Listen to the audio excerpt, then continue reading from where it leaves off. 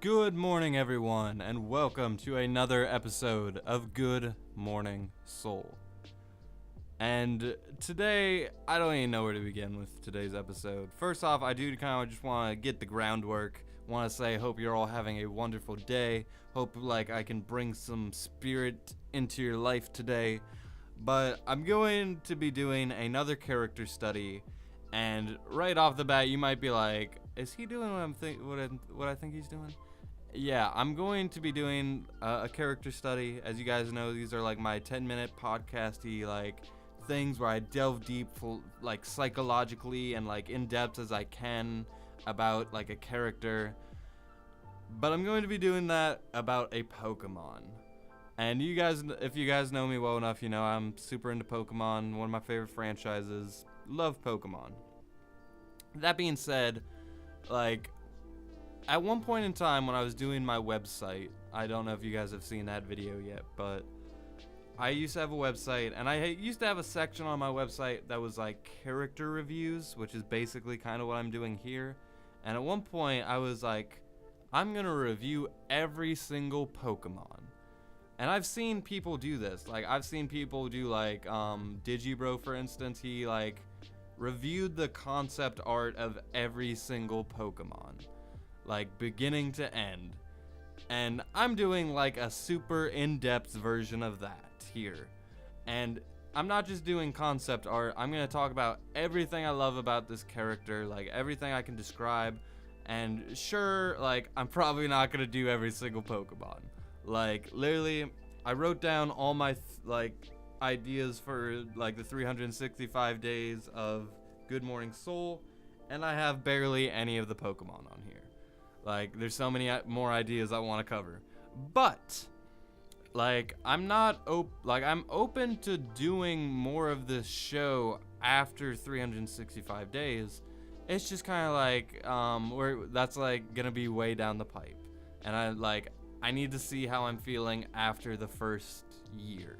It would be a season 2, but I think I would change the format, and there's so many things that I would need to talk about in probably future episodes before I get into that.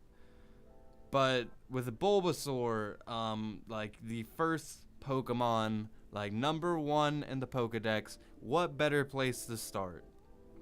And don't worry, I'm going to at least do all the starter Pokemon, including their ugly-ass teen forms. And so I'm just going to get right into it. That was enough of an opener. Yeah, I'm going to try to cover every single Pokemon. Obviously, I'm not going to cover them all. There's 800 plus Pokemon now. But, and that obviously would give me enough content for 3 years right off just doing Pokemon fucking reviews. So that's why I'm probably not but if there might be a reality out there where I do this for a decade and I get to review every single Pokemon. But in that reality, it starts with this video. This video about Bulbasaur, the first Pokemon, number 1 in the Pokedex.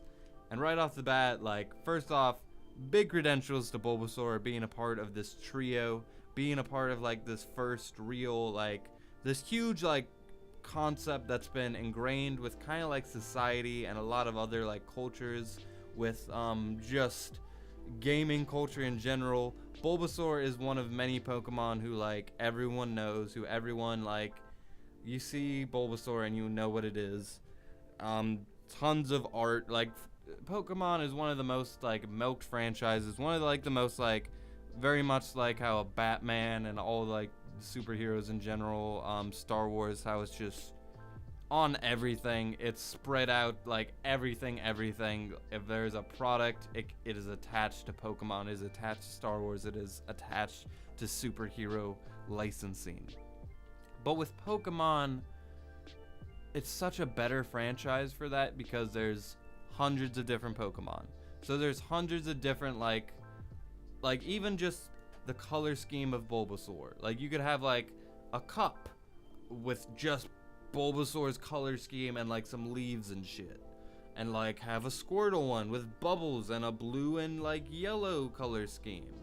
Or a red and orange one for Charmander with fire. There's so many ideas you can do with Pokemon, and it actually makes for cool art. Like, Pokemon has like more fan art than any franchise, and that's because there's so many great concepts, so many great concept arts, character art, environments, attacks, trainers who are paired with them, a million different things. That's why I have literally, if I open up a tab, boom, Pokemon wallpaper.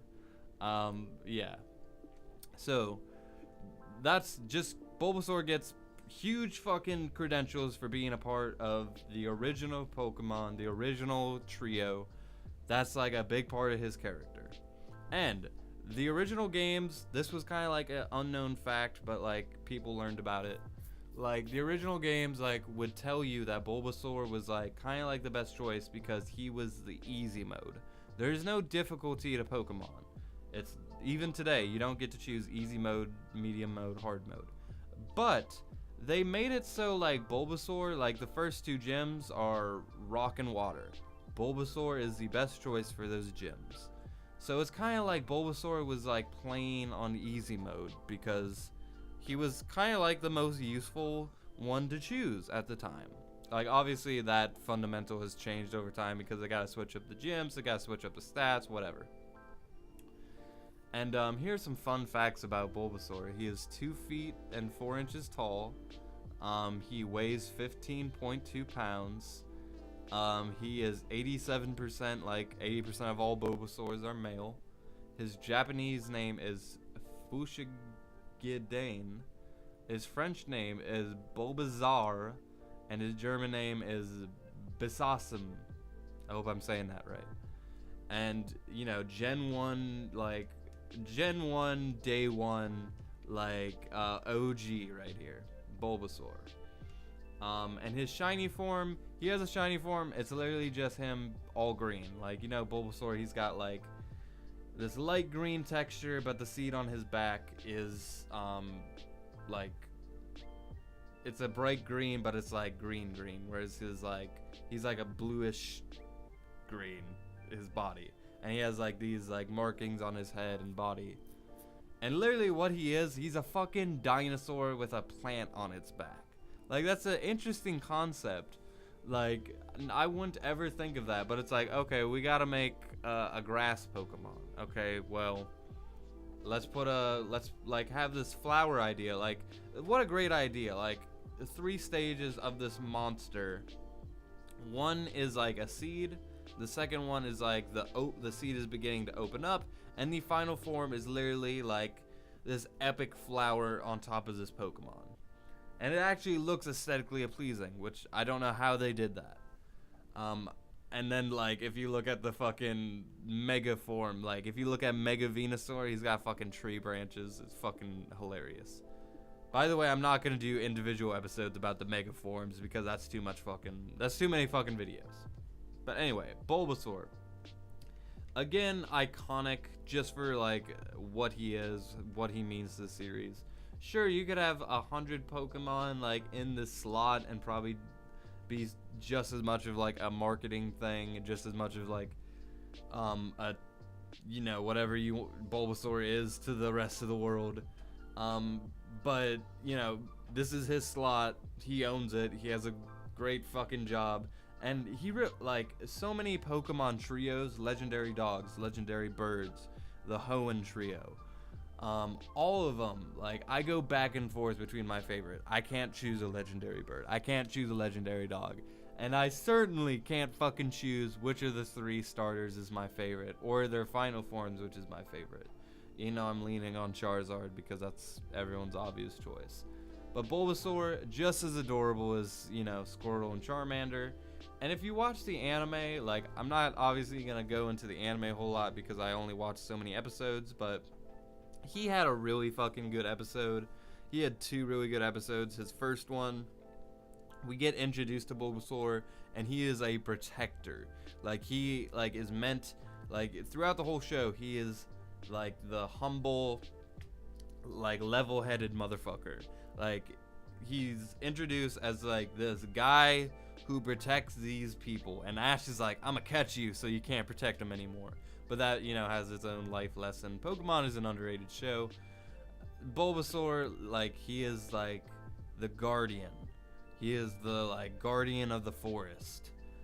And we see like in his other episode where he like goes on this self-discovery journey in this like episode where he's like there's like this forest full of Venusaurs and Ivysaurs where they're just like becoming like evolving and doing like weird, like he's a plant, like they're doing like this like weird plant ritual, and like Bulbasaur becomes a part of that. That was a trippy episode, and that's one of the episodes I had on VHS, so I bond with that episode.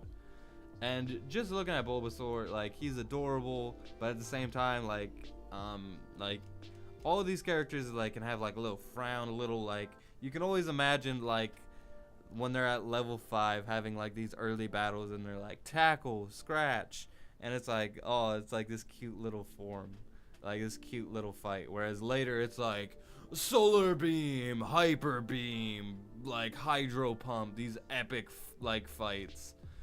But we're talking about cute little Bulbasaur, a much more adorable version of that. And it's like, you can bond with this guy even if you're playing the later games. Like, in the later games, like, you'll just beat the game and someone lying around is just like, oh, here, have a Bulbasaur or some shit. And it's like, oh, thanks. Like, cool. So, like, you're always going to be able to have a Bulbasaur. And people are trading them left and right because, you know, eggs. So, no matter what, you can raise a Bulbasaur. You can bond with a Bulbasaur. Etc. And he, again, is just iconic. He is one of the most iconic characters of this franchise. And, like, again, you see Bulbasaur, you know who he is. And you might think, oh, like, he's just a little, like, his concept design is simple. The first gen is really simple with their concept designs.